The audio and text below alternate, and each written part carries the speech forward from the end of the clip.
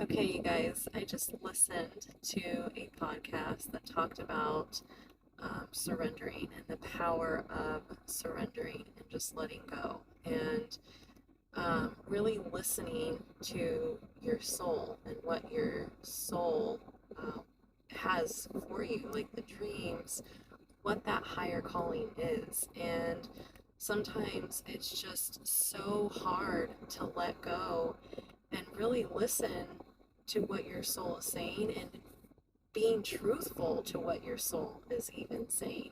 Because we don't always want to admit that maybe that job that we're in, or that relationship that we're in, or the path that we're on is actually not really for us.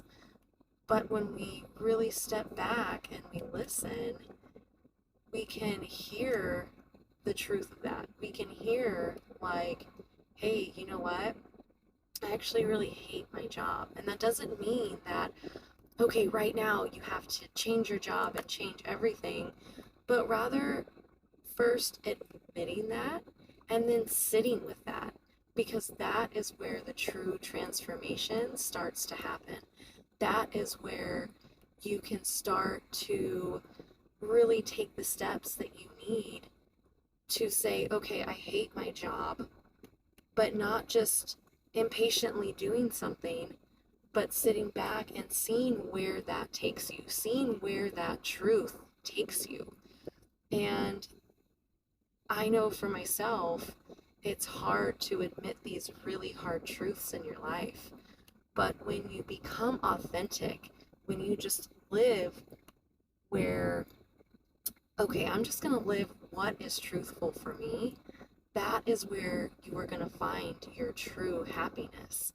Not living for other people and what their happiness is, or what their happiness says you should do, or what makes them happy, but truly for you.